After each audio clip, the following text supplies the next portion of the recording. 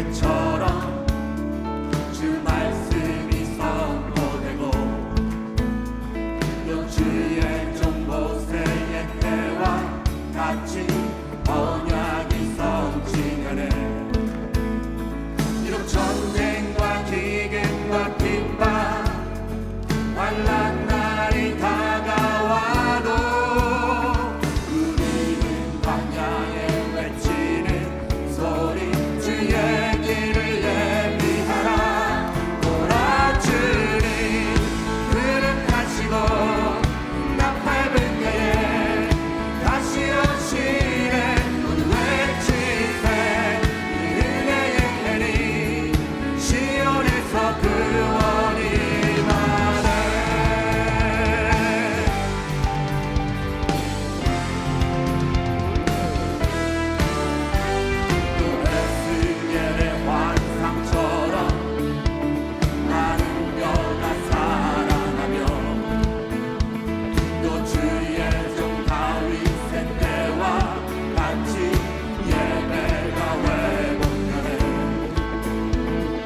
주스할 때가 이르러 들판은 이어졌네. 우리는 주스하는 그 되어 주 말씀을 선포하리. 보라 주님 그릇하시고 나팔불 때에 다시 오시네. 외치세 은혜의 해리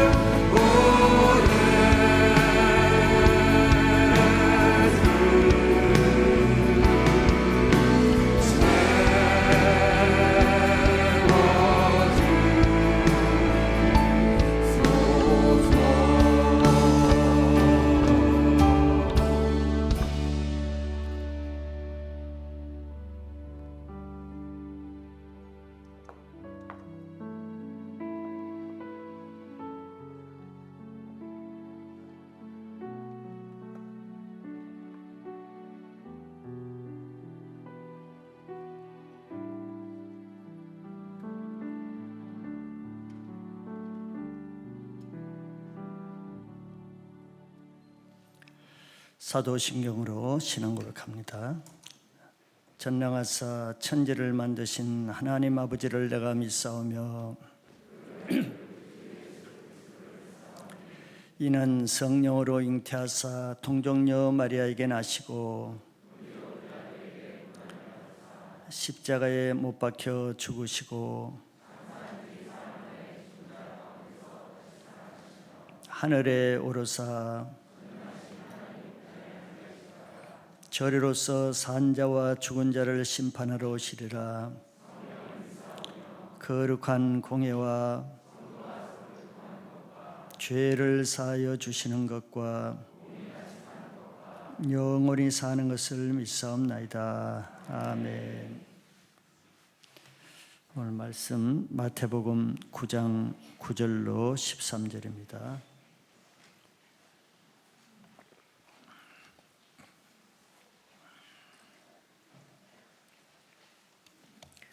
제가 한번 읽어드리겠습니다. 예수께서 그곳을 떠나 지나가시다가 마테라 하는 사람이 세관에 앉아있는 것을 보시고 이르시되 나를 따르라 하시니 일어나 따르니라. 예수께서 마태의 집에 앉아 음식을 잡수실 때 많은 세리와 죄인들이 와서 예수와 그의 제자들과 함께 앉았더니 바리새인들이 보고 그의 제자들에게 이르되 어찌하여 너의 선생은 세리와 죄인들과 함께 잡수시느냐. 예수께서 들으시고 이르시되 건강한 자에게는 의사가 쓸데없고 병든 자에게라야 쓸데있느니라. 너희는 가서 내가 긍휼을 원하고 제사를 원하지 아니하노라 하신 뜻이 무엇인지 배우라. 나는 의인을 부르러 온 것이 아니요 죄인을 부르러 왔노라 하시니라. 아멘.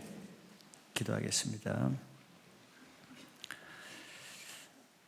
연약한 자를 사랑하시고 없는 자를 있게 부르시는 하나님, 오늘도 우리가 연약하고 가진 것이 없어서 주님 앞에 간절한 마음으로 나왔습니다.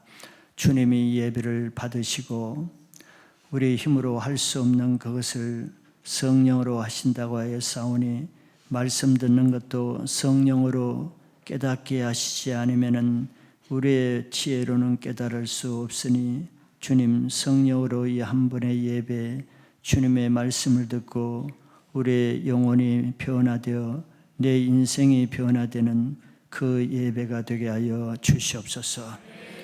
주님이 우리의 모든 몸과 혼과 영을 만드셨사오니 우리의 부족한 것 주님이 아십니다.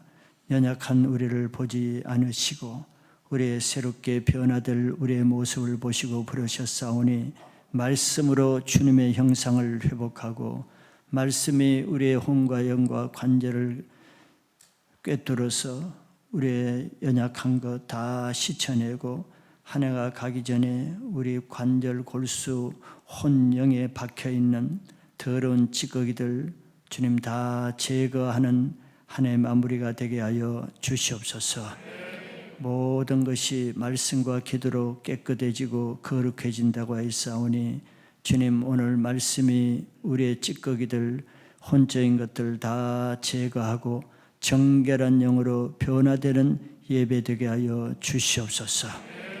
특별히 주님 이 시대가 어려울수록 주님만 붙잡을 수밖에 없사오니 혼탁하고 어그러지고 진리와 거짓이 뒤섞여 있는 이 시대에 예수님의 말씀으로 분별력을 가지고 무엇을 쫓아야 될지를 분별하고 오직 내가 길이요 진리요 생명이라고 하신 예수님만 의지하는 저들 되게 하여 주시옵소서.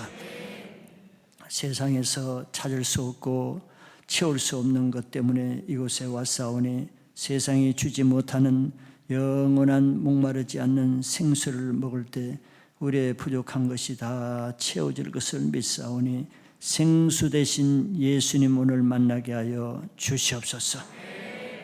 이 시간에도 같이 예배드리는 우리 주일학교와 중고등부 주일학교 예배 가운데 함께하여 주시고 주님 우리 세대 다음을 이어갈 다음 세대 자녀들을 전 세대보다는 배나 더한 갑질의 영감을 주어서 악해져가는 시대를 이길 수 있는 우리 자녀 세대 되게 하여 주시옵소서.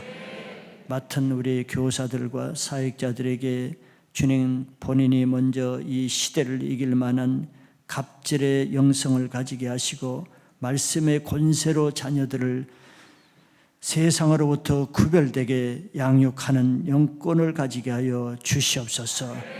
특별히 그 자녀를 책임져야 될 우리 부모 세대가 자기 자신을 먼저 하나님 앞에 내 몸을 정결케 함으로 부모의 영성을 통해서 자녀 세대가 정결케 되는 역사가 가정에서부터 일어나게 하여 주시옵소서. 우리 중고등부와 대학부 청년부를 주님 불쌍히 여기시고 가장 어려운 세대에 태어나서 어려운 세대를 겪고 있으나 주님 오히려 그것 때문에 여호수아와 같이 그 시대를 돌파하는 가나안을 정복하는 세대로 세워주셨사오니 그들을 세상과 구별되어서 하나님 나라의 새벽 이슬 같은 군대로 세워주시옵소서. 그들을 맡은 우리 교사들과 사역자들에게 주님 그들을 감당할 만한 영성을 주시고 세상 것이 아니라 하나님의 것으로 먹일 만한 말씀의 종들이 되게 하여 주시옵소서. 나라와 민족과 이 북한 땅을 위해서 기도할 때마다 주님이 우리의 기도를 들으시오니 오늘도 주님 이 땅을 회복시켜 주실 분은 주님밖에 없사오니 정치와 사법과 입법의 모든 맡은 자들에게 하나님을 두려워하는 마음을 주시고 하나님이 자기 자신을 통치하는 주권자이신 것을 인정하고 하나님의 뜻에 굴복하여 하나님의 뜻을 행사하는 권세자들 되게 하여 주시옵소서. 주님 이 세상에 악한 자들이 주님 하나님의 창조 질서를 어그러뜨리고 동성애와 모든 악한 법들을 주님 어린 아이들에게 주입하는 이 교과서와 이런 것들을 통해서 이 시대의 자녀들을 사로잡고자 하고 있사오니 하나님이 기성세대가 이러한 자녀 세대에게 악한 것들을 물려주지 않게 막아서는 직분도 감당하게 하여 주시옵소서. 주님 북한 땅도 동일한 우리 민족이오니 하나님 우리는 다 알 수가 없사오나 평양에서 주님 꽃피운 그 복음의 열정이 다시 회복되기를 바라고 있사오니 하나님의 손으로 그 땅을 한번 만져주시고 예수님의 핏부림이 다시 한 번 더 회복되어서 이스라엘이 범죄했으나 다시 회복되었이 그 땅도 다시 주님 회복되는 은혜를 베풀어 주시옵소서. 세계에 나가서 수고하시는 우리 선교사역자들, 디아스포라 많은 유학생 주재원들, 많은 사람들 주님의 목적을 따라 나갔습니다. 자기는 알지 못하지만 하나님의 목적을 따라 공부하러 나가고 또 직장으로 나가고 자기 생업을 위해서 나가고 또 선교적인 직분을 가지고 나갔습니다. 주님 마지막 때 세월 낭비하지 않게 하여 주시고 먹든지 마시든지 무엇을 하든지 다 하나님의 영광을 위해서 하라고 하였사오니 하나님의 그 삶의 중심에 있게 하시고 먹고 사는 자기 몸이 중심이 되지 않게 하여 주시옵소서. 오늘도 이 예배당에서 예배드리는 모든 사람들 주님 하나님을 만나기 위해서 나싸우니 주님 주일을 채우는 날이 아니라 주일이 하나님 만나는 날이 되게 하시고 예배에 참석하는 것이 목적이 아니라 주님 사랑을 덧입고 주님과 함께 임재 가운데 있는 그 예배가 되게 하여 주시옵소서. 모든 생각들의 방해와 육신의 방해와 모든 악한 영의 방해들 혼미케 하는 영들을 다 제거하여 주시고 하나님 말씀만이 들려지게 하여 주시옵소서. 특별히 주님이 보내셔서 예배에 처음 오신 분들, 교회에 처음 오신 분들, 주님이 사랑하는 분들, 주님 그분들에게 오늘 주님 만나게 하시고 말씀이 들려질 수 있도록 영적인 귀를 열어주시고 마음을 열어주시고 부드러운 마음에 주님의 말씀이 임하여서 오늘 예수 그리스도를 믿고 구원받는 날이 되게 하여 주시옵소서. 육신의 질병으로 고통하는 모든 분들에게 하나님의 말씀을 보내사 주님 왕의 신하가 고침을 받는 것처럼 오늘 주님 말씀을 들을 때 질병이 치유되게 하여 주시고 악한 영이 떠나가는 역사가 일어나게 하여 주시옵소서. 모든 예배 가운데 주님이 함께 하실 줄 믿사오고 예수 그리스도 이름으로 기도합나이다. 아멘.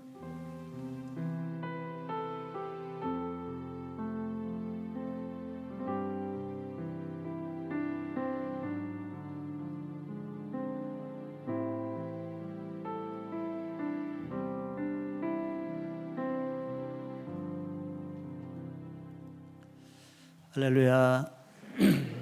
하나님 여러분들 여전히 사랑하십니다. 오늘 말씀은 죄인을 부르러 오신 예수님에 대해서 나누겠습니다. 예수님이 이 땅에 내려오실 이유가 없으시지만 내려오신 단 한 가지 이유는 마귀가 지배하는 이 땅을 그대로 둘 수가 없어서 이 땅에 하나님 나라를 세우기 위해서 오셨다고 말할 수 있습니다. 그럼에도 예수님이 이 땅에 오셔서 그 일을 하실 때 순탄하지 않았습니다. 사람들이 다 환영한 것은 아니고 많은 어려움을 줬습니다. 특별히 하나님을 믿는다고 하는 종교 지도자로 인해서 하나님의 일을 하는데 많은 고난을 받기도 했습니다. 오히려 일반 백성들은 가는 곳마다 예수님을 따라다니고 환영하고 또 말씀을 듣고자 한 반면에 하나님을 잘 섬긴다고 하는 종교 지도자들이 예수님을 가는 곳마다 따라다니면서 예수님을 핍박하고 방해를 한 기이한 현상들이 있죠. 그 왜 그렇게 했습니까? 종교 지도자들은 하나님을 섬긴다고 하지만 하나님의 뜻을 잘 모르고 이 세상 원리로 하나님의 말씀을 따르고자 한 그런 실수 때문에 그랬습니다. 우리도 그러기가 쉬워요. 교회는 다니고 성경 말씀도 보고 예배도 드리지만 실제 하나님을 섬기는 스타일, 방법은 세상 원리로 적용해서 신앙생활하는 사람이 있죠. 그런 사람을 우리는 세속적인 그리스도인이라 이렇게 말합니다. 모든 세상에 사업하던 비즈니스의 원리로 또 과학적인 논리로 세상 세속의 풍조 사상의 원리로 말씀을 그런 잣대로 보고 교회 사역을 그런 잣대로 보니까 사사건건 충돌하겠죠. 사사건건 교회를 막아서는 일을 많이 하겠죠. 이것이 바로 종교 지도자들이 예수님께 하던 똑같은 방법입니다. 이 세상은 아담과 하와가 범죄함으로 인해서 사단이 지배하는데 사단은 하나님의 뜻대로 이 세상을 지배하는 것이 아니고 반대로 하나님의 창조 질서를 거스르는 방법으로 하나님의 뜻과 반대로 반역해서 이 세상의 모든 제도, 원리, 시스템을 구축하고 있는 거예요. 그래서 우리가 신앙생활을 하면서 하나님의 말씀을 들으면 들을수록 이 세상에 적응하며 사는 것이 더 어렵지요. 이 세상은 하나님의 말씀과 반대로 가기 때문에 그렇습니다. 그래서 우리가 이 세상의 원리로 우리들이 아직도 내가 사업을 하면 돈 버는 그 사업의 원리로 내가 아직도 세상 학문을 하면 세상 학문의 원리로 또 내가 세상에 어떤 예술 방면이나 스포츠 방면의 전문직을 하면 그 원리로 신앙생활을 그대로 그 원리를 하려고 해보세요. 굉장히 어렵습니다. 할 수 없습니다. 부딪힙니다. 그래서 예수님은 그런 걸 아시고 뭐라고 했습니까?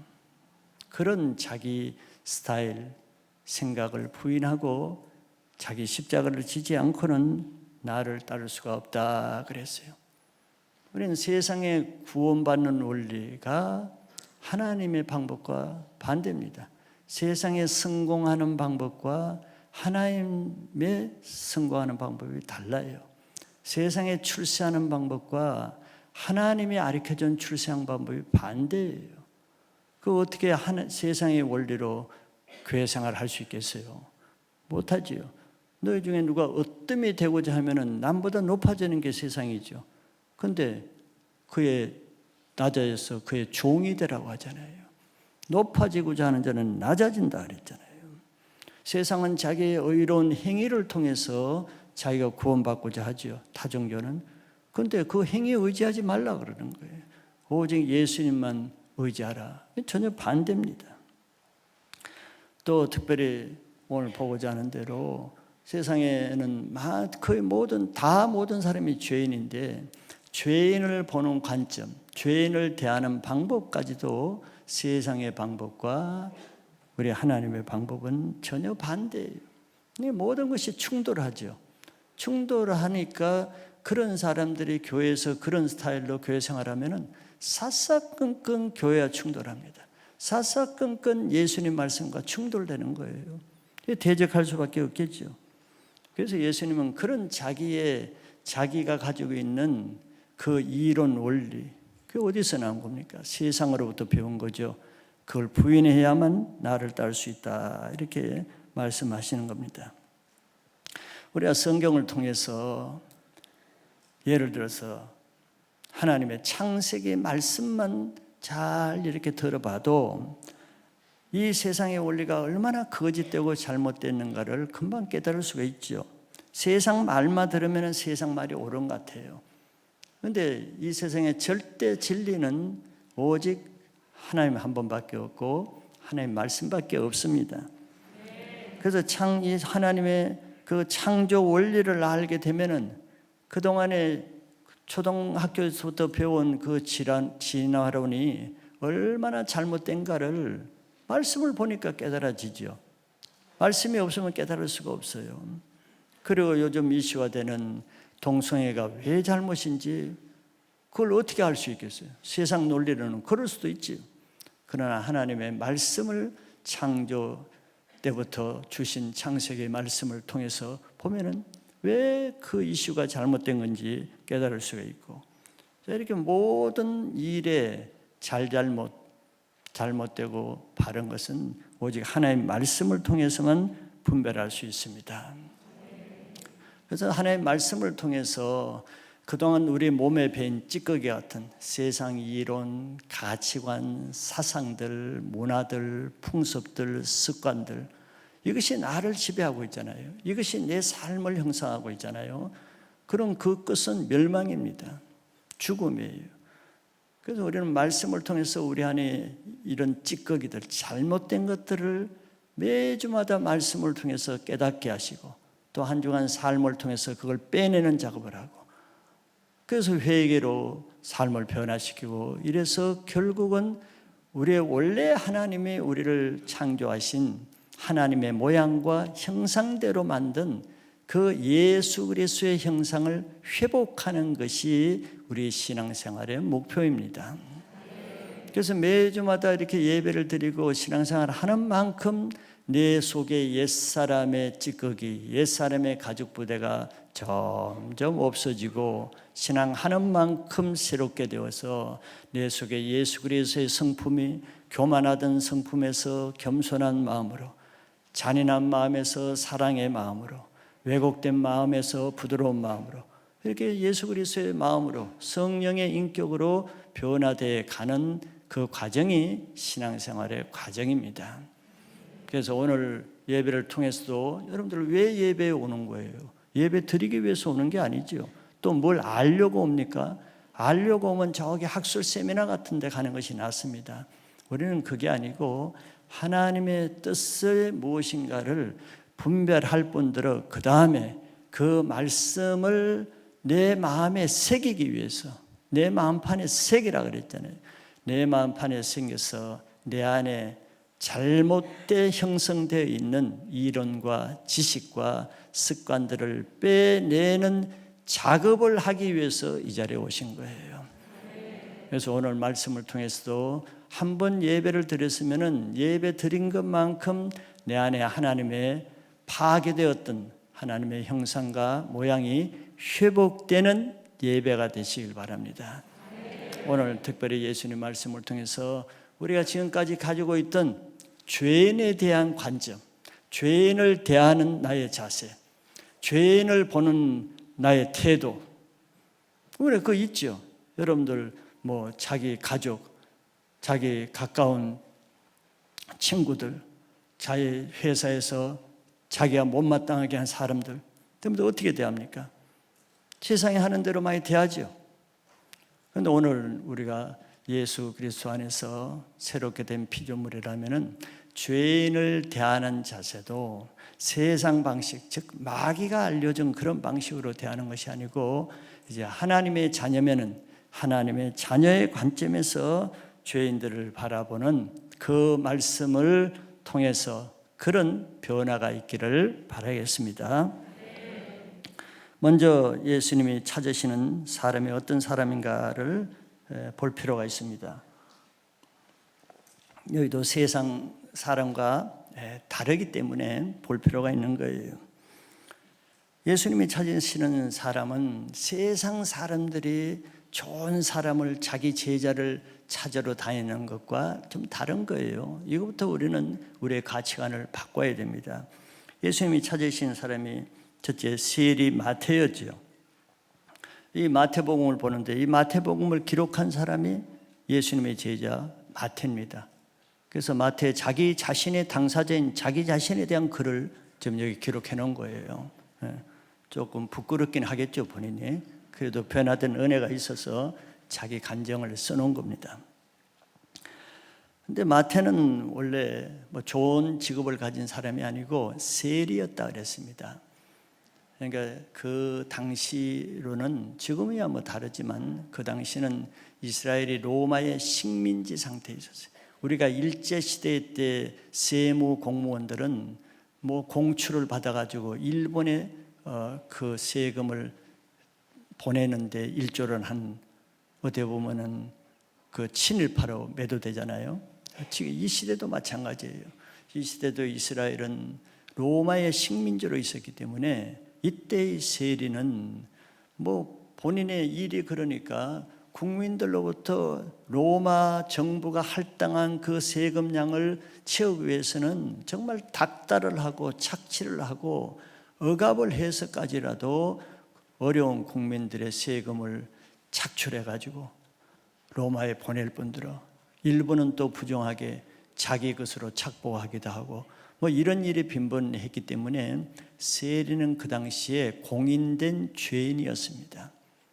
특별히 바리새인들에 의해서, 종교 지도자에 의해서. 세리는 민족으로는 아주 배반자요, 또 하나님 앞에서는 하나님의 믿음을 떠난 신앙의 또 배신자라고 매도된 사람들이죠. 그래서 죄인의 대표자가 세리였습니다. 그런데 우리가 이 마태는 참 나쁜 사람이다 이렇게만 생각할 수 있지만 한 번 더 우리는 마태가 왜 그럴 수밖에 없었을까 또 한번 생각해 볼 필요가 있죠. 그 마태가 세리를 하고자 할 때 모든 가족들이 다 말렸을 거 아니에요. 친구도 다 말리고 정말 위협도 하고 협박도 하고 달래기도 했을 것입니다. 그거는 하나님의 백성으로서 믿음을 배반하는 행위고 장차 바리새인들에 의해서 출교를 당해서 평생 낙인 찍혀서 저주받은 인생으로 사는 건데 주위 사람이 안 말리겠습니까? 그리고 당사자도 그걸 뻔히 알고 있는데 마태도 유대인이에요. 이방인이 아니고 유대인은 날 때부터 하나님 백성입니다. 자기도 하나님의 백성으로서 이제 세리가 되면 안식일 회당도 못 가는 거거든요. 하나님 예배도 못 드려요. 그걸 뻔히 알면서도 이런 세리직을 택하고자 할 때 본인도 얼마나 고민이 많았겠어요. 그러나 그럴 수밖에 없는 사연이 있지 않겠어요? 식민지 시대에 먹고 사는 것이 너무 힘들어서 이렇게 하지 않고는 당장 가족들 생계가 어려워서 이거라도 할 수밖에 없어서 했을 수도 있고, 아니면 허드렛 일을 하면서 먹고 살 수는 있음에도 이렇게 살 바에는 한 번 돈을 벌어서 자기도 좀 멋있게 살고 싶다는 이런 허황된 생각으로 그런 결정을 했을 수도 있을 거예요. 식민지 시대에 뭐 변변한 직업을 가질 수가 없기 때문에 자기도 이러면 안 되는 줄 알면서도 그럴 수밖에 없는 거죠. 여러분들 죄를 짓는 사람, 나쁜 길로 가는 사람들 뭐 다 나쁜 마음으로 그런 것만 아니죠. 이러면 안 되는 줄 알면서도 어쩔 수 없이 대부분 그렇게 합니다. 어쩔 수 없이 이렇게 해야만 내가 살 수 있기 때문에 그런 일을 하는 사람들이 뭐 태반이지 않겠어요? 왜 양심의 가책에 있는데 사람들이 그 양심을 거스려 가면서 하는 데는 많은 고민과 갈등을 가질 수밖에 없을 거예요. 자, 이렇게 처음에는 당장 수입이 들어오고 돈이 들어오니까 뭐 만족하면서 살았겠지만, 그러나 하루 이틀 1년 2년 계속 사람들의 눈총을 보고 미움을 받고 저주를 받고 왕따를 시키고 따돌림 당할 때 생각이 되겠죠. 사람들은 과연 이게 삶인가? 과연 이렇게 사는 것이 내 인생이 다인가? 자기가 결정한 일에 회의가 들을 수 있고 후회가 되기도 하고 좀 많은 갈등이 생기겠죠. 이제 먹는 문제가 해결되면은 자기 인생 문제를 돌아보게 되지요. 그러나 그때는 이미 늦을 수가 있습니다. 마음대로 안 되는 거예요. 그 세리의 삶에서 이제 벗어나고 싶어도 벗어나지 못합니다. 이미 그게 올무에 걸린 거예요. 왜 이미 세리직의 이력서가 있는 사람을 다른 직장에서 뽑아주겠어요? 다른 일을 할 수가 없습니다. 그 사회에서 세리라는 이 낙인 찍힌 꼬리표가 붙어 있는 이상은 그 이스라엘 안에서는 다른 일을 할 수가 없는 거예요. 평생 죄책감과 양심의 가책을 받으면서 정말 저주받은 인생을 살아야 되는 거죠. 자, 세상에서는 한 번 길을 잘못 들거나 한 번 죄의 실수를 하거나 하면은 헤어날 길이 없습니다. 사람들은 평생 낙인을 찍어 놓거든요. 그 사람을 뭐 회복시켜줄 길을 주질 않아요. 평생 저 사람은 저런 죄를 지은 사람이에요. 아무도 뭐 어느 회사에서 뽑아주겠어요? 어느 사람이 그 사람은 친구가 되어주겠어요? 그냥 평생 죄인으로 낙인 찍혔 그런 운명적인 삶을 살 수밖에 없어요. 해결할 방법이 없습니다. 그리고 그런 자기를 도와줄 사람도 없어요. 이미 다 버린 인생이기 때문에. 그래서 한 번 실수는 세상에서는 영원한 실수가 돼. 한 번 죄인은 세상에서는 영원한 죄인이 벗어날 수가 없어요. 이 마태 운명이 이런 운명이었어요. 두 번째는 그런 마태를 보시는 예수님을 오늘 기록하고 있습니다. 예수님의 은혜가 너무 감사하니까 마태가 이걸 기록했겠죠. 예수님은 그런 마태를 미리 아시고 그 마태를 찾아서 길을 가시다가 세간으로 일부러 세간에 들린 거예요. 그 당시에 세간을 들린다는 건요, 그리 쉬운 일이 아니에요. 일반 사람들, 유대인들은 세간이 저 앞에 있어도 침을 뱉고 돌아갑니다. 그 죄인들이 있는 세간을 왜 그 가까이 가겠어요? 가까이 있어도 피하죠. 침을 뱉고 가질 않을 거예요. 그런데 예수님은 일부러 그곳에 있는 마태를 찾기 위해서 아무도 찾지 않는 세간을 가서 공고한 모습으로 세간에 앉아있는 그 마태를 긍휼과 사랑의 마음으로 이렇게 보셨다는 말을 강조하죠. 예수님이 자기를 보신 것이 너무 인상 깊어진 거예요. 지금 마태가 하는 말이에요. 마태가 글을 쓰잖아요. 그때 예수님이 세간에 앉아있는 자기에게 와서 자기를 보신 것이 예사롭지 않는 보시는 눈, 자기를 보는 그 눈 안에, 예수님의 눈 안에, 눈빛 안에 깊은 사랑과 그 긍휼과 자기에 대한 연민의 마음을 가지고 보시는 그것이 얼마나 인상적이고 강력했으면은 예수님이 그 세리를 보시고 이렇게 보셨단 말을 강조하겠어요. 세관에 앉아 있는 것을 보시고 이렇게 마태가 그날의 그 감동을 이렇게 적은 것 같습니다. 그래서 예수님이 그를 보시고 한마디 했죠. 그냥 단도직입적으로 나를 따르라 그랬어요. 예수님 이미 아시고 오셨거든요. 딴 말 할 필요가 없어요. 그런데 마태가 딴 성경에 보면 즉시 모든 것을 버리고 따랐다 그랬어요. 누가 보면 여기는 모든 것을 버리고, 모든 것이라는 것은 뭐 그게 직장도 버리고 뭐 소지품도 버리고 모든 자기의 것을 버리고 그것도 즉시 따랐다 그랬어요. 그는 예수님의 그 눈빛에서 어느 누구에게서도 찾아볼 수 없는 자기를 향한 사랑의 마음을 느꼈겠죠. 왜? 모든 사람들이, 세간에 찾아오는 모든 사람들이 그 마태를 수없이 봤을 텐데 그 눈빛이 어떤 눈빛으로 봤을 것 같아요? 다정하게 사랑하는 눈빛으로, 친구가 되어달라는 눈빛으로 본 사람이 있었겠어요? 한 사람도 없을 거예요.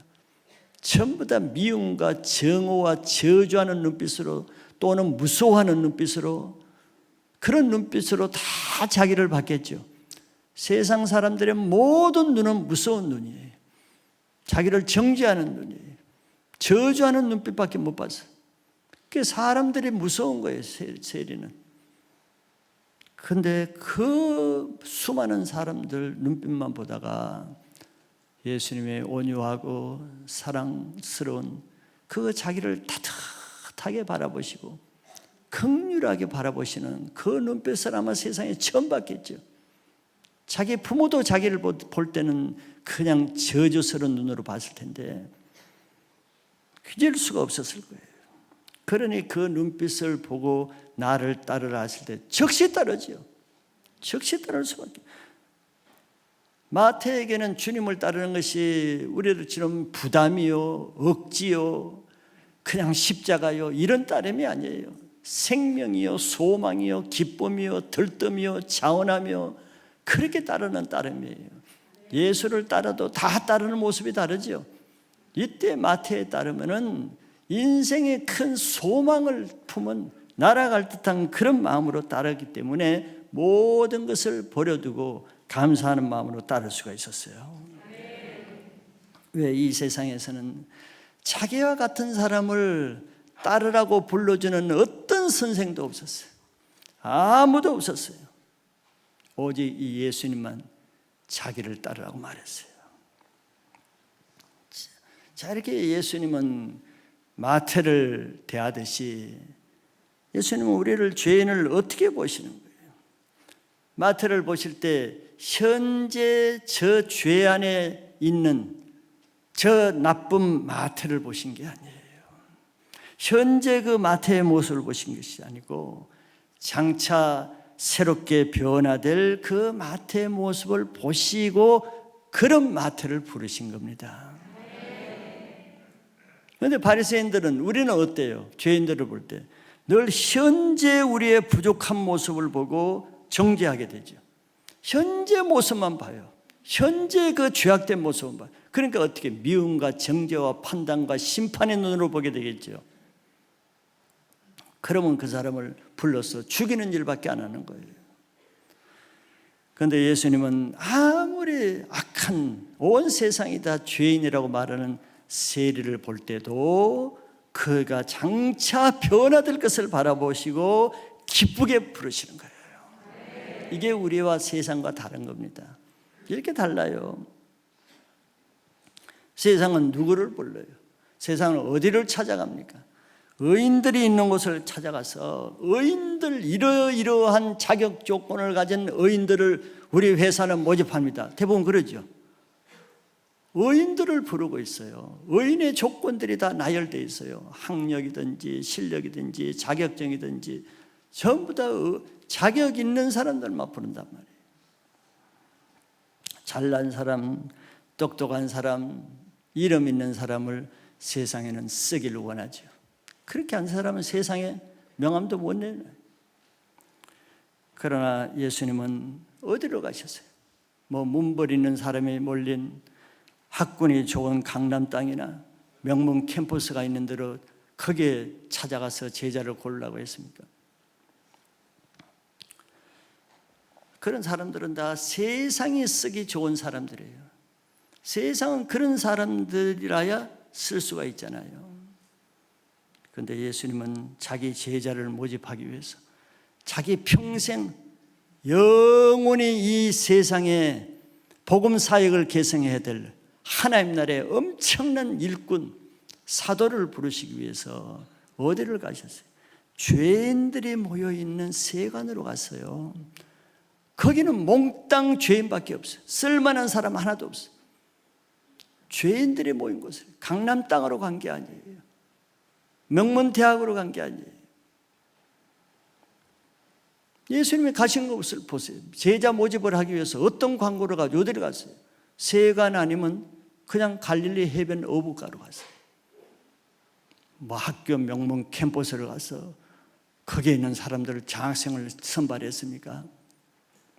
세상 방법과 다른 거예요.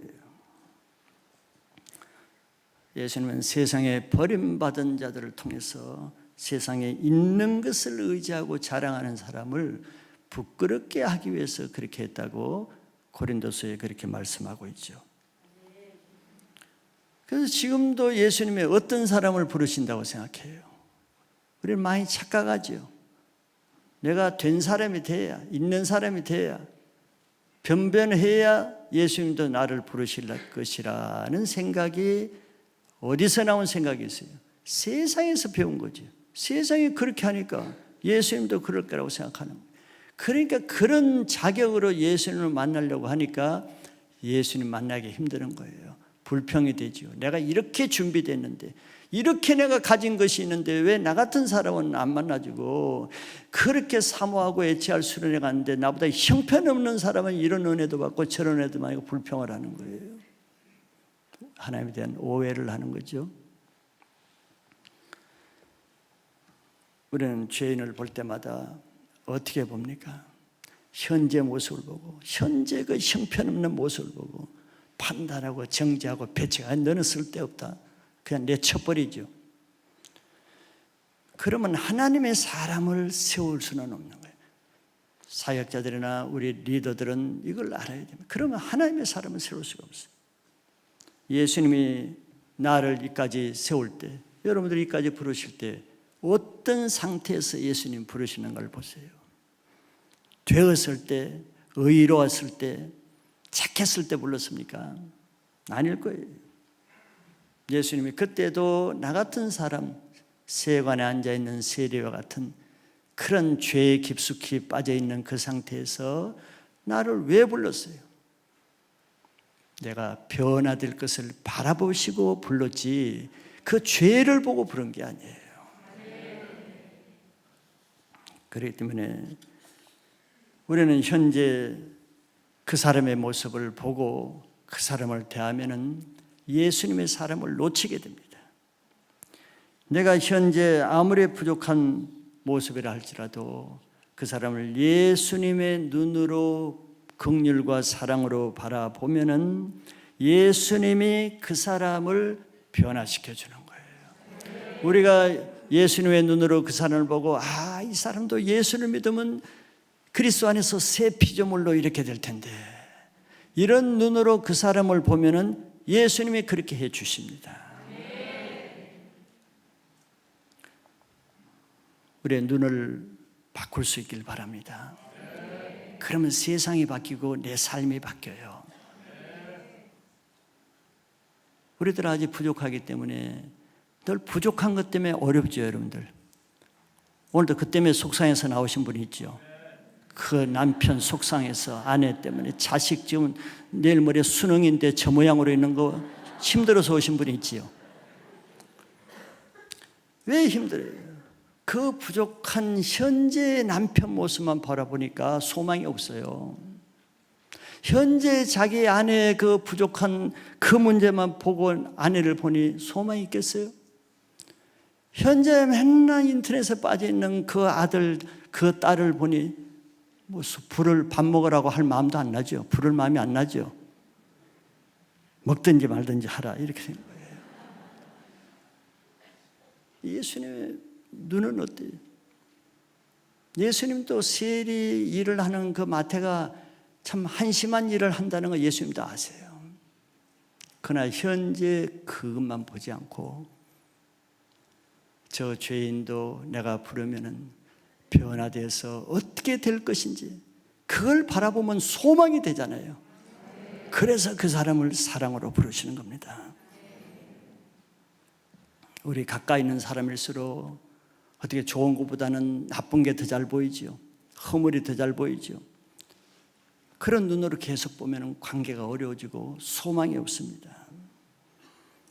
자기 남편에게는 아무리 부족한 약점들, 아내에게는 아무리 고질적인 그런 결점들, 자기 힘으로 어떻게 할 수 없는 자녀들과 다른 사람들의 그 약점들을 예수님의 긍휼의 눈으로 또 예수님의 바뀌실 그 미래의 변화될 모습으로 바라보면은 내가 그런 눈으로 바라보고 대하면은 예수님이 원하시는 사람으로 바꿔주십니다.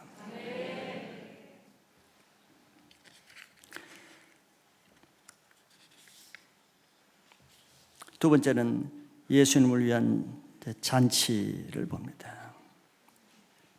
세리 마태는 평생 잊을 수 없는 그 예수님의 사랑을 받고 너무너무 감사해서 그대로 있을 수가 없어서 이 예수님을 위해서 큰 잔치를 베풀었어요. 그런데 거기서 많은 자기와 같은 그런 똑같은 고민, 고통을 당하는 많은 세리들을 초청했어요. 그리고 또 다른 죄인이라고 그랬으니까 그 죄인이라면 그때는 이 창기들을 말했는데 그 시대에 정말 예수님에 필요한 사람들, 세상에 버림받고 냉대받는 사람을 다 자기 집에 초청했어요. 누가복음 5장 29절에 레위가 예수를 위하여 자기 집에서 큰 잔치를 하니 세리와 다른 사람이 많이 함께 앉아 있는지라 그랬어요. 예수님의 은혜 받은 사람의 특징입니다. 그 은혜를 감사하는 거예요. 예수님께 감사하는 거예요. 그런데 그 잔치를 베풀었는데 그 잔치에 함께하는 사람과 함께하지 않는 사람으로도 나뉘어졌어요. 먼저 예수님의 잔치에 함께하는 사람들을 보면은 지금 말한 대로 많은 소외된 사람들, 세리들, 창기들, 많은 죄인들이 같이 모였습니다. 이들은 사실은 예수님과 함께하는 일반 사람이 함께하는 잔치도 갈 자격이 없어요. 누가 불러주지 않습니다. 끼일 수가 없어요. 그런데 더구나 하나님의 아들이신 예수님이 주빈으로 있는 그 잔치에는 초청받지 못하면 못 오는 거예요. 그런데 이 죄인들이 예수님과 함께하는 그 잔치에 꿈도 꿀 수 없는 그 은혜를 한 사람의 변화로, 레위 마태의 변화로 다른 죄인도 등달아 예수님의 그 잔치에 참여하는 은혜를 받은 거예요. 이 잔치는 죄인들만 예수님과 함께 할 수 있는 특권의 잔치입니다. 특권이죠. 아니, 이 세상에 특권이란 말은 어디다 쓰는 거예요? 자격 있는 사람들에게만 쓰는 말이잖아요. 특권, 특별한 권리. 그러면 주로 특권이라 할 때는 좋은, 선한, 의로운 사람에게만 주어지는 말이 특권이잖아요. 가진 자, 권세 있는 자, 학문 있는 자, 자격증 있는 자. 그런데 여기에 특권은 좀 특별한 특권이죠. 죄인들, 자격 없는 사람들에게만 주어지는 특권이 예수님의 잔치입니다. 이거는 천국에서 혼인잔치에 신랑과 함께 할 천국 잔치를 예표하는 거예요. 천국 잔치에는 특권을 가진 사람만 들어오는데 그 특권은 죄인들에게만 그 티켓을 줘요. 특별한 잔치죠. 이런 잔치가 어디 있겠어요? 그래서 죄인들만 예수님의 잔치에 들어갈 수 있고 예수님을 기뻐하는 사람은 죄인밖에 없습니다. 예수님과 가까이 있기를 좋아하는 사람은 죄인들밖에 없어요. 예수님을 정말 사랑하고 좋아하는 사람은 죄인들밖에 없어요. 뭔 말인가 여러분들 어리둥절해서 눈이 커지고 있죠. 자기가 죄인인 사람만 예수님의 사랑이 된다는 말이에요. 여러분들 이렇게 예배를 나오는데 정말 예수님이 사랑해서 예배를 사모하고 나온 사람 있겠죠. 또 말씀을 볼 때마다 정말 예수님의 사랑에 감동해서 눈물이 나는 사람도 있죠. 또 매일매일 살아가면서 예수님의 사랑이 넘쳐서 감격되는 사람이 있죠. 그러나 교회를 다닌다고 다 그렇지는 않을 거예요. 내가 목사고 선교사고 집사고 장로고 리더고 하면서도 예수님의 사랑 없이 그냥 직업적으로 의무적으로 직분으로 하는 사람도 많습니다. 아무 감동 없이 눈물도 없이 예수님 사랑도 없이 예수님의 일을 하는 사람 많아요.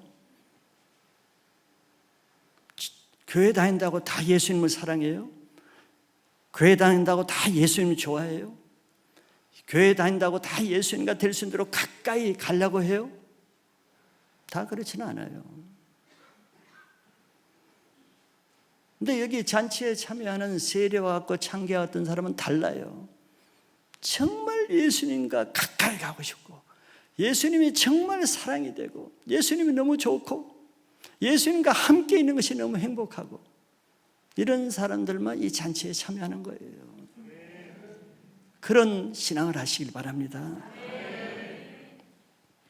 이 세상에 실패한 죄인, 사람들이 무시하는 죄인을 받아주고 위로해 줄 수 있는 분은 오직 예수님밖에 없기 때문입니다. 죄인들은 그걸 알아요. 죄인 된 사람만 그걸 알아요. 여러분들이 자기가 죄를 지어서 사면 초가에 빠졌을 때 어떤 느낌이에요? 모든 사람에게 자기에게 돌을 던지고 정죄하고 매장하고 악한 말을 할 때 그래도 자기 아마 어머니나 자기 아내나 남편만은 와서 그래도 나는 당신을 사랑한다. 그래도 나는 너를 사랑해. 그 한마디 하는 사람이 있죠. 얼마나 고맙겠어요. 얼마나 큰 위로가 되겠어요. 지금 이 세리들이 그런 거예요. 이 세상 사람들은 다 돌을 던지고 매장하기에 바쁜데 예수님만이 오셔서 불러주시고 이 잔치까지도 함께 해주시는 세상에 이런 사람이 어디 있어요? 얼마나 고맙겠어요. 그 은혜가 얼마나 크겠어요. 예수님을 믿는 것은 이렇게 하는 거예요. 이런 삶을 사는 게 예수님을 따르는 거예요. 그러니까 예수님을 따르는 것이 얼마나 기쁘겠어요. 신이 나겠죠. 감동이 되겠죠. 그냥 살맛이 나겠죠. 이게 예수 믿는 사람의 모습입니다. 이건 누가 그럴 수 있어요? 죄인만이 이럴 수가 있는 거예요. 이게 죄인만이 누리는 특권이라는 겁니다. 이 세상에 누가 자신의 있는 모습 그대로 자기 죄를 다 알고 계시면서 그대로 나를 불러주시는 분이 누가 있겠어요?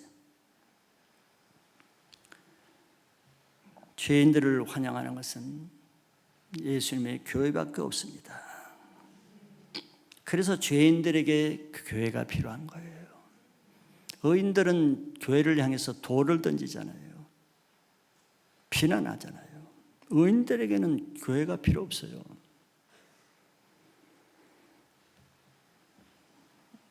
교회는 죄인들이 모이는 곳이기 때문에 교회는 죄인들을 귀하게 여기고 죄인들을 위해서 있어야 되고 죄인들에게 사랑을 나눠줄 수 있는 것이 교회밖에 없어요. 교회가 그런 곳입니다.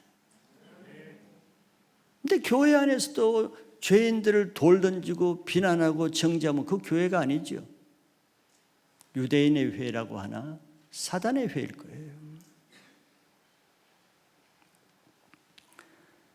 죄인들만 결국은 나중에 예수님과 함께하는 천국 잔치에는 죄인들만 들어갈 수 있습니다. 그래서 자기 죄를 인정하는 것이 가장 겸손한 마음이에요. 자기를 낮춘다고 겸손해져요? 자기 죄를 깨닫지 못하면 겸손할 수가 없습니다. 근데 하나님은 교만한 자를 물리치시고 겸손한 자를 가까이 하시는 거예요.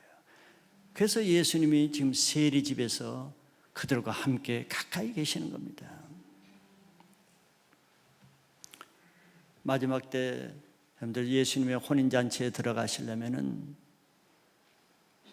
세리와 같이 자기 죄를 인정하고 예수님을 믿음으로 영접하시길 바랍니다.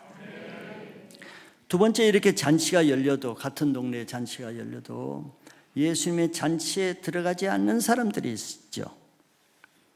바리새인들은 잔치가 없어도 세리나 죄인 집에 들어가지 않습니다.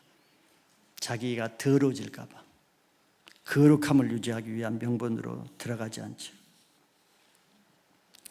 그런데 예수님이 세리를 부르실 뿐만 아니라 그 세리 집에 들어가서 잔치집에서 함께 식사한다는 소식을 듣고 그냥 놀란 겁니다. 큰 충격을 받았겠죠.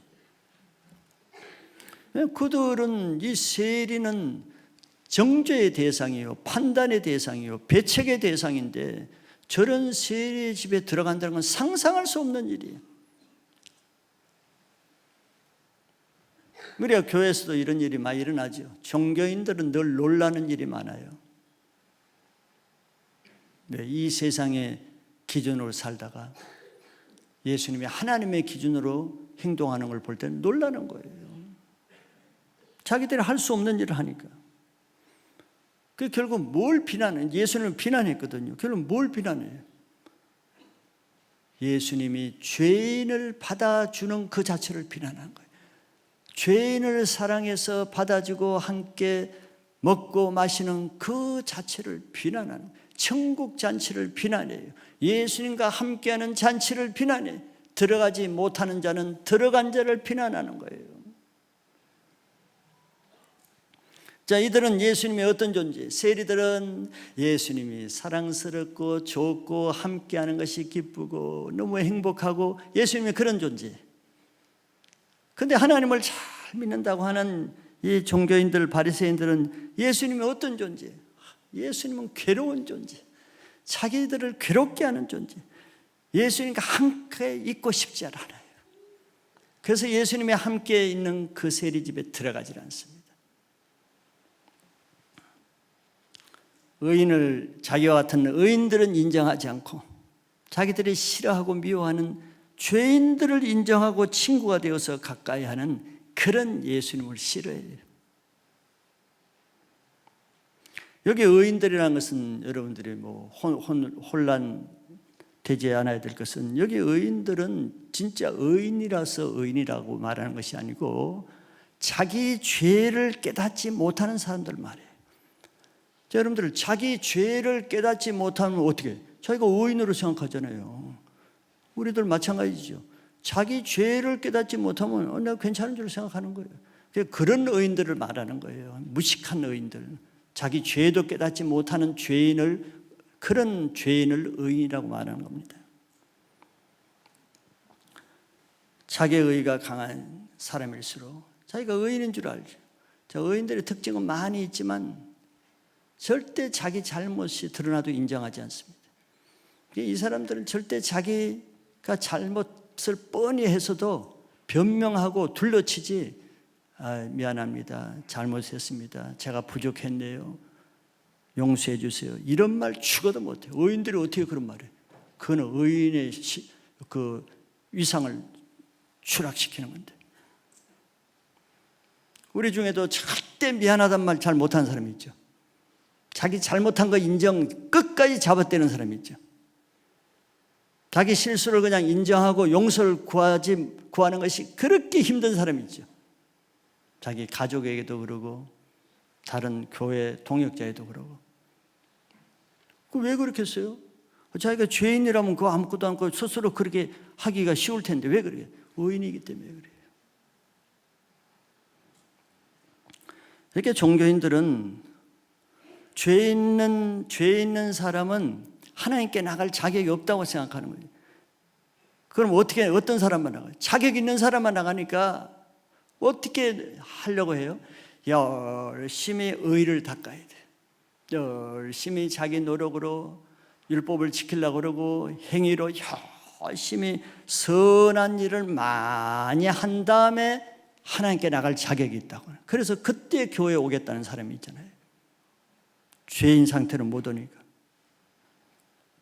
그러면은 이런 사람들은 자기 행위로 구원받고자 하는 것이죠. 결국 교회 올 필요가 없어요. 그런 사람은 이미 다 구원받은 사람인데 교회에 왜 와?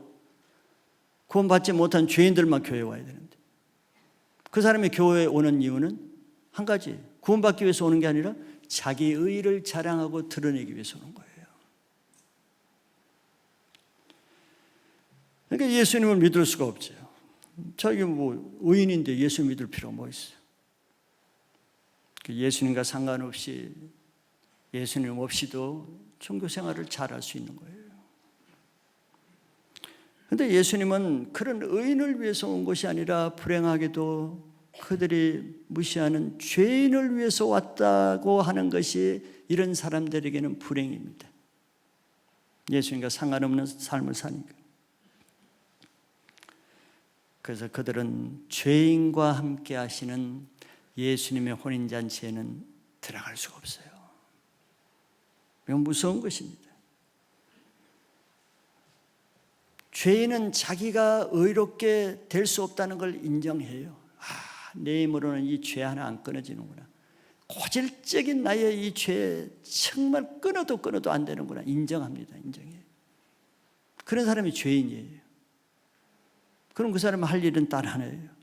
내 힘으로 할 수 없으니까 예수님께 나가서 예수님을 믿음으로만 내가 새롭게 될 수 있다고 인정하고 예수님께 나가게 되는 겁니다.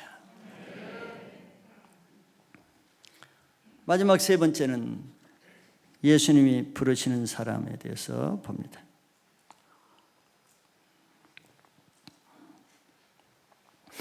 바리새인들이 예수님을 비난한다는 말을 예수님이 들으셨어요. 예수님 좀 귀가 밝으신 것 같아요. 저는 잘 못 듣거든요. 그 옆에서 그렇게 얘기하는 못 들어요. 근데 그걸 들으시고 말도 하기 전에 먼저 이렇게 말씀하셨어요. 건강한 자에게는 의사가 쓸데없고 병든 자에게라야 쓸데있느니라. 그들의 문제를 잘 설명을 해 주신 거죠. 뭐 의사가 누굴 위해서 있는 거예요? 건강한 사람을 위해서 있는 게 아니잖아요. 그러니까 병자가 없으면 의사가 필요 없다는 거예요. 그런데 만약 의사가 맨날 환자는 무시하면서 병이나 걸리고 또 몸 관리 못해서 병이나 걸리면 어떤 의사는 뭐 환자를 막 야단치는 의사가 있어. 그렇게 관리를 못하면 그 사람한테 내가 해줄 말이 뭐예요? 내가 건강하면 당신 필요 없어요. 이런 말을 했죠. 그러니까 의사가 만약에 맨날 환자를 미워하고 병 걸렸다고 싫어하고 그냥 야단만 치고 그러면서 맨날 건강한 사람만 찾아다녀. 건강한 사람. 그 말이 안 되죠. 그 의사가 아니죠. 바리새인들이 원하는 메시아는 바로 이런 메시아를 원하잖아요. 그러니까 예수님을 받아들일 수가 없어요. 그러니까 여기 예수님은 자기와 같은 의인들과 함께하고 그냥 자기들처럼 세리와 창기들은 맨날 야단치고 그냥 행동 똑바로 해서는 안 되오라고 이렇게 하는 것이 이들의 메시아관이에요. 구원관이에요. 그런데 예수님이 반대로 하거든요. 그러니까 예수님이 미운 거죠. 그리고 예수님은 또 바리새인들에게 이어서 내가 너희는 가서 내가 긍휼을 원하고 제사를 원하지 아니하노라 하신 뜻이 무엇인지 좀 배우라 그랬어요. 아직 덜 배웠다 그랬어요. 하나님을 너희들은 많이 안다고 하는데 하나님을 좀 모르는 것 같다. 하나님 마음을 더 배우라 그랬어요. 지금 여기 있지 말고 빨리 가라 그랬어요. 갔어. 이런 것이 종교인들이에요. 하나님을 문자적으로는 성경을 많이 아는데 그 성경을 기록한 분이 누구예요? 하나님이잖아요. 성경은 뭐를 말해요? 하나님의 마음을 표현한 거잖아요. 하나님의 뜻을 표현한 건데 성경을 많이 읽는데 공부하는데 그 성경을 기록한 하나님의 마음은 몰라. 이게 종교인들의 특징이에요. 근데 가서 하나님 뜻을 좀 배우라 그랬어요. 우리도 하나님의 뜻을 배워야 됩니다. 이렇게 신앙생활을 하지만 성경은 많이 읽었지만 더 중요한 것은 그 성경에 나타난 하나님의 뜻을 배워야 돼요. 그래서 율법을 많이 안다고 하지만 성경에 하나님이 죄인에 대해서 기록한 글들, 죄인을 향한 하나님의 마음, 죄인에 두신 하나님의 계획, 그건 모르는 거예요. 그러니까 죄인을 하나님의 뜻대로 대하지 않고 이상하게 죄인들을 대하는 거죠. 그래서 예수님은 그들에게 또 이렇게 말씀하시죠. 나는 의인을 부르러 온 것이 아니요 죄인을 부르러 왔노라 하시니라 그랬어요. 이게 하나님의 마음이에요. 예수님은 나는 이 하나님의 마음을 행하기 위해서 왔다는 거예요. 너희들이 하나님의 대신 대제사장이요 서기관이요 바리새인으로 세워놨으면은 너희들이 하나님의 마음을 알아서 대변해서 백성들을 그렇게 했으면 내가 올 필요가 없다. 근데 이들이 반대로 가르쳤어요. 예수님은 의인을 위해서 온 것이 아니라 죄인을 위해서 왔다는 것은 이 바리새인들에는 아주 한 방 얻어맞은 거예요. 정말 충격적이었을 거예요. 자기들과 전혀 반대니까 굉장히 충격적이었을 겁니다. 또 이 말씀은 그걸 거기서 같이 듣고 있는 세리 창기들, 잔치집에 있는 그 죄인들에게는 아주 획기적인 말이었을 거예요. 아니 이런 말이 아주 소망이요 빛과 같은 획기적인 그야말로 복음이었을 거예요. 복음, 굿뉴스. 똑같은 예수님의 말씀, 즉 하나님의 마음을 선포할 때 한쪽에서는 완전히 충격에 빠져서 절망이고 실망적인 말씀으로 들렸고 한쪽에서는 빛과 같이 소망이요 행복이요 구원의 비전을 바라보는 말씀으로 들렸어요. 놀라운 말씀이죠.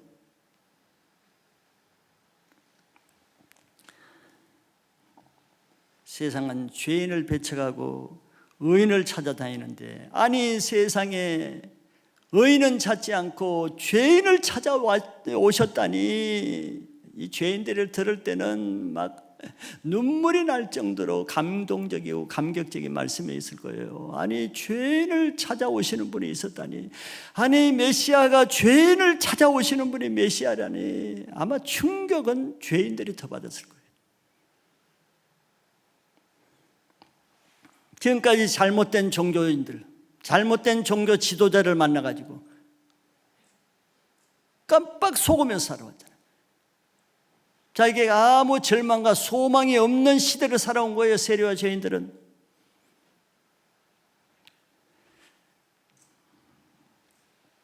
그래서 예수님은 의인들을 찾아다니는 것이 아니고 의인을 찾아 예루살렘을 누빈 것이 아니라 갈릴리로 해변가로 세간으로 가신 목적이 이게 하나님의 마음이기 때문에 그런 거예요. 이 땅에 죄인은 없고 의인만 있었다면 예수님 오실 필요가 없죠. 올 필요가 뭐가 있어요?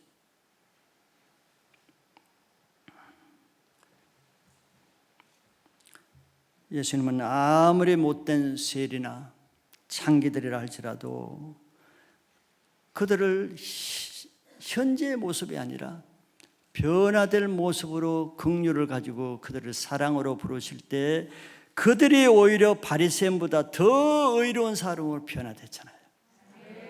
이 세리 마태가 예수님이 부르실 때 이 성경을 기록하는 사도로 바뀌었잖아요. 와, 이거 정말 기적이잖아요. 모델로 보여주신 거예요. 죄인을 하나님의 눈으로 보고 부르실 때 하나님이 그 죄인을 어떻게 바뀌는가 모델로 보여줬어요. 우리들의 주위의 가정의 남편, 아내, 자녀들, 주위에 정말 감당하기 어려운 죄인들, 여러분들 소망을 가지세요.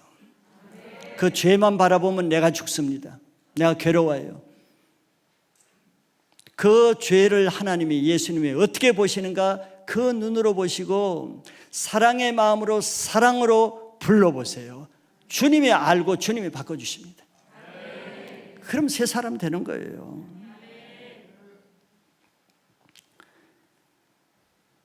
이런 방법으로 예수님은 이 땅에 오셔서 각 사람 안에 하나님 나라를 이런 방법으로 세우는 거예요.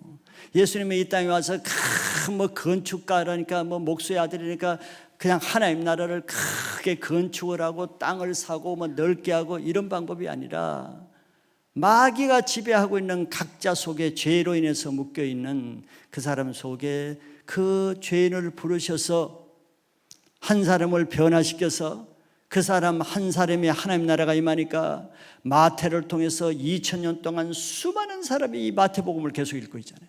수많은 사람이 이 마태복음을 읽고 구원받고 있잖아요. 이게 하나님 나라가 하는 방법이에요. 로마서 5장 8절에 우리가 아직 죄인 되었을 때에 그리스도께서 우리를 위하여 죽으심으로 하나님께서 우리에 대한 자기의 사랑을 확증하셨느니라. 여기 중요한 구절이면 다 중요하지만 정말 하나님의 마음을 나타내는 것은 아직이라는 말이에요. 아직 죄인 되었을 때, 의인 되었을 때가 아니에요. 여러분들은 의인 되었을 때 예수님 불러서 나왔어요. 예수님이 구원하는 방법은 아직 죄인 되었을 때 부르십니다. 여러분들 아직 죄 있는 상태로 있습니까? 예수님은 아직 죄인 된 상태에 있는 사람을 부르세요. 예수님은 의인이 아니라 이제 의인 되었을 때는 필요 없다. 의인 되는데 예수님이 필요해? 이제 의인 됐냐? 넌 이제 예수 필요 없다. 아직 죄인으로 있느냐? 넌 내가 필요하다. 예수님은 십자가에 죽으시는 큰 값지불을 했는데 누구를 위해서 한 거예요? 의인을 위해서? 율법 지키다가 지쳐가지고 힘든 그 의인을 위해서가 아니에요. 아직 죄인으로 있는, 아직 죄 가운데 있는 그 죄인을 위해서 십자가에 죽으신 거예요. 예수님의 피는 죄인들의 죄값을 위해서 흘린 것이지 의인들을 위해서는 흘릴 피가 없어요. 의인들은 예수님의 십자가의 보혈을 필요로 하지 않습니다. 주님을 필요로 하지 않아요. 내 힘으로 할 수 있으니까. 내가 노력해서 하고자 하기 때문에 십자가를 멸시하는 거예요. 유대인에게는 십자가가 끈이 끄는 거예요. 헬라인에게는 미련한 겁니다.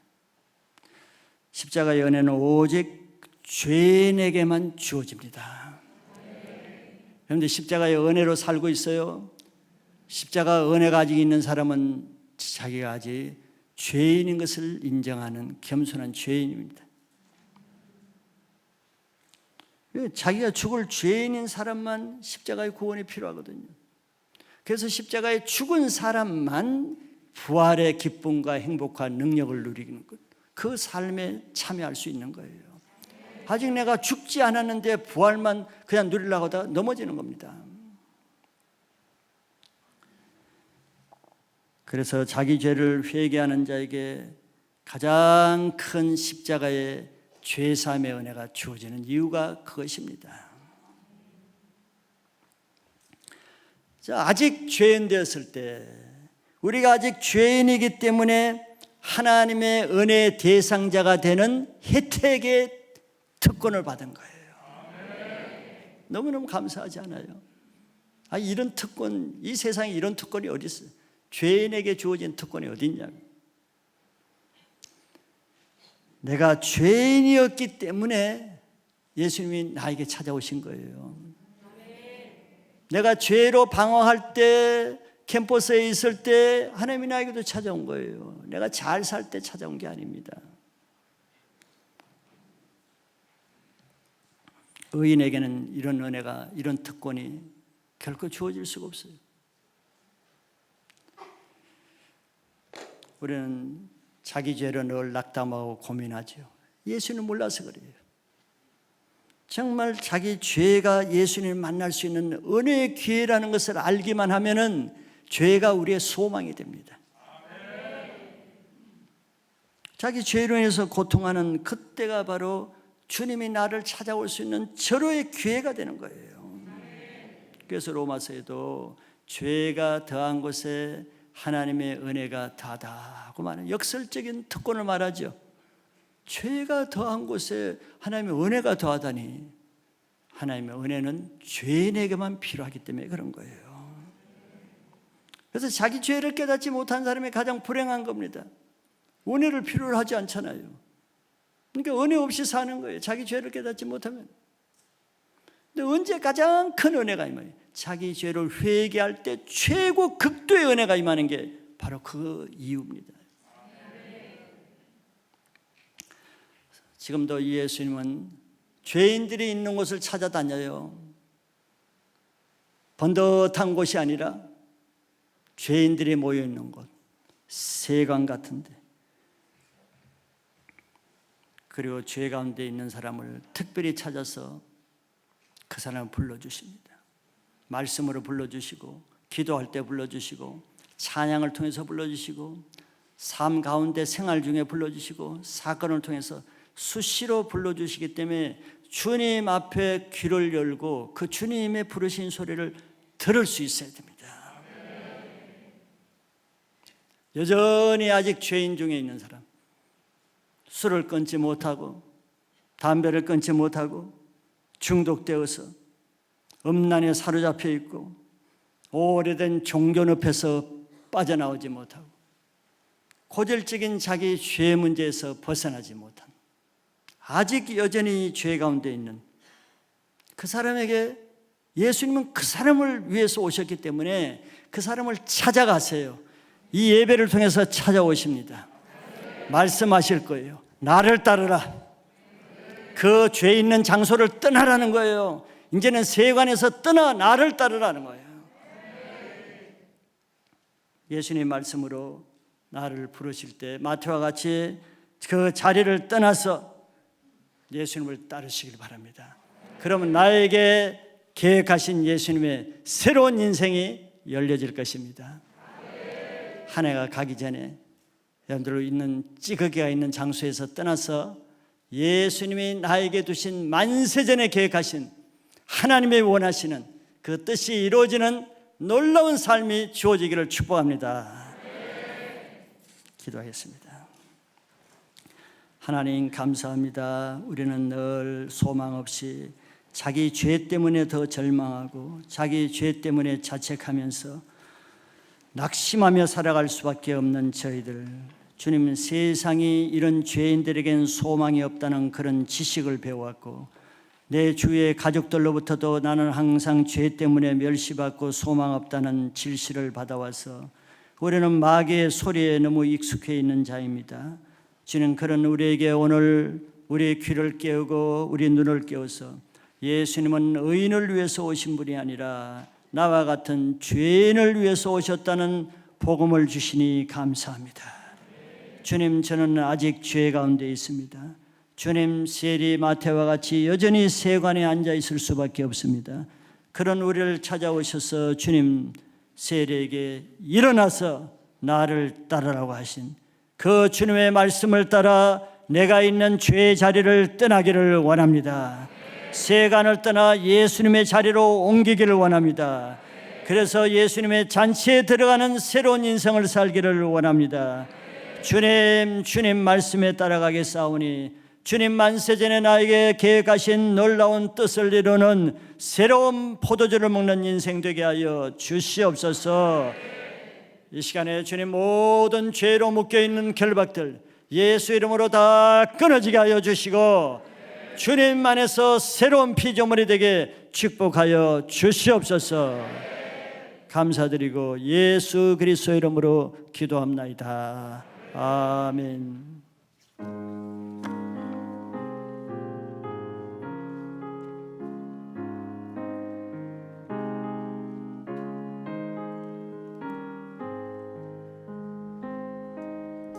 예수가 우리를 부르는 소리 음성 부드러워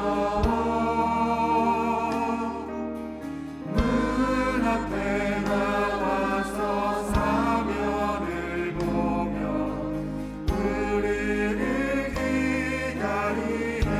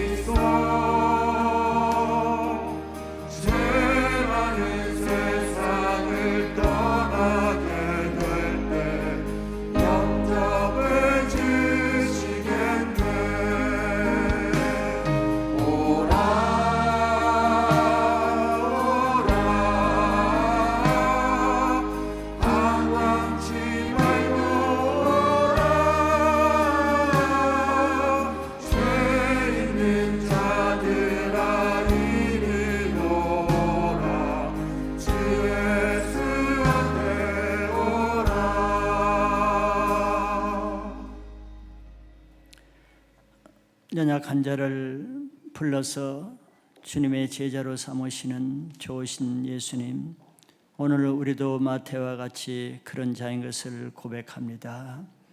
우리는 연약해서 주님 앞에 쓰임받지 못하는 것이 아니로 연약함에도 주님 앞에 나오지 않는 것으로 그 자리에 머물러 있을 수밖에 없사오니 오늘 말씀을 듣고 다 주님이 우리를 부르실 때 즉시 주님을 따를 때 주님이 나를 새롭게 새 인생 새 삶으로 변화시켜 주실 것을 믿습니다. 주님, 한 해가 가기 전에 우리도 새롭게 살기를 원하오니 주님 우리에게 말씀을 주시고 주신 말씀에 응답하여서 주님을 따르는 결단도 있게 하여 주시옵소서. 수능시험을 앞둔 모든 우리 수험생들, 부모님들, 주님 두려움을 다 내려놓게 하시고 연약함 그 가운데 주님이 찾아오셔서 새롭게 하실 믿음으로 위로와 평안을 얻게 하여 주시옵소서. 주님이 하실 일을 바라보면서 믿음으로 나갈 때 모든 우리 다음 세대 자녀들 주님이 친히 좋은 것으로 갚아 주시옵소서. 오늘 예물을 드렸습니다. 주님께 우리 마음을 드렸사오니 마음이 늘 주님 안에 있게 하여 주시고 물질만 드리는 것이 아니고 마음까지 주님께 드리는 삶이 되게 하여 주시옵소서. 감사드리고 예수 그리스도 이름으로 기도합나이다. 아멘. 할렐루야. 죄인 여러분들 환영합니다. 그래요. 자, 오늘 저희 교회 또 MTC 새로 오신 분들을 환영합니다. 여러분들 위해서 교회에서 작은 선물 준비하고 있습니다. 나가실 때 로비에서 받아가시고 교회 생활에 필요한 안내도 받으시고 한 해 가시기 전에 새로운 삶, 새 은혜 받으시기를 축복합니다. 교회 소식 봅니다. 오늘 2시 40분에 피전 채플에서 전체 팀 리더 모임이 있습니다. 사역자 수련회 내일부터 수요일까지 있습니다. 기도해 주시기 바라고. 수능 시험 목요일 날 있는데 떨지 말고 기도하시기 바랍니다. 네. 성탄 세례식이 12월 23일 금요일 저녁에 있기 때문에 신청하실 분들은 미리 신청해서 준비하는 공과 준비로 준비하시면 되겠습니다. 코로나 방역 각자 주의하시고, 지난주에 우리 신영기 집사님 부친상이 있습니다. 위로의 교제 나누시기 바랍니다. 나가실 때는 뒷좌석부터 순서대로 나가시기 바랍니다. 다 같이 일어나 있어 찬양하겠습니다.